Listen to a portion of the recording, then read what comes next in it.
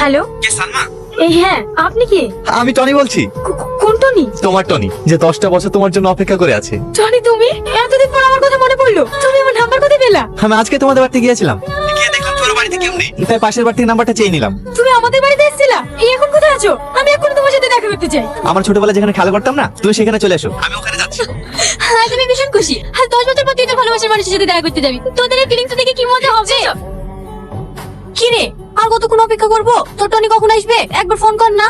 আর phone করতে হবে না, মনে হয় টনি ফোন করছে। হ্যাঁ, বলো। কি? মার বুকে যন্ত্রণা করছে? আমি এখন আসছি। হে সাথী, মার খুব শরীর খারাপ, আমাকে এক্ষুনি যেতে হবে। ফোন আসলে তুই বলিস, ওর সাথে আমি কালকে দেখা করবো। ওলি, তোকে টেনশন করতে হবে না, আমি ঠিক ওকে বুঝে বলবো। তুই যা।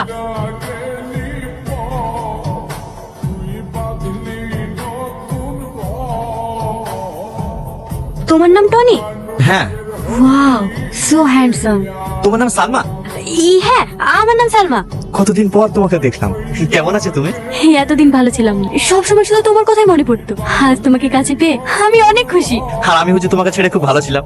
আমি শহরে ছিলাম ঠিকই, কিন্তু আমার এই মনটা সবসময় গ্রামেই থাক। কেন জানো? কারণ আমার এই প্রিয় মানুষটাতে গ্রামে থাকতো। তাই বুঝি? হ্যাঁ, দাঁড়িয়ে থাকবো নাকি? চলো কোথায় বসি। হ্যাঁ, চলো।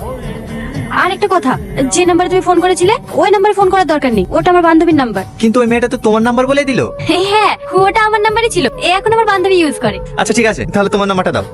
908381। এই নাম্বারে যদি তোমাকে ফোনে না পাই না, আমি কিন্তু তোমার বাড়িতে চলে যাবো।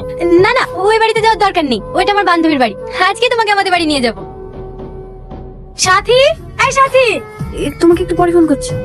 এই কি ব্যাপারে তোর? কাল থেকে একবার আমাদের বাড়ি যাসনি, ফোন করছি ফোনও ধরছিস নি। সারাদিন কার সাথে এত ব্যস্ত? নতুন প্রেম প্রেম করছিস নাকি? সত্যি কথা বলতে গেলে আমার মনের অবস্থা ভালো নেই। কেন, কি হয়েছে তোর? ও কথা আমি বলতে পারবো না। আমাকে বলতে পারবি নি? কিন্তু বাড়িতে কোনো ঝামেলা হয়েছে?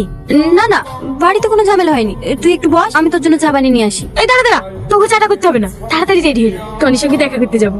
কোথায় দেখা করতে যাবি? তুই যা, আমি যাবো না। তুই যাবি নি কেন?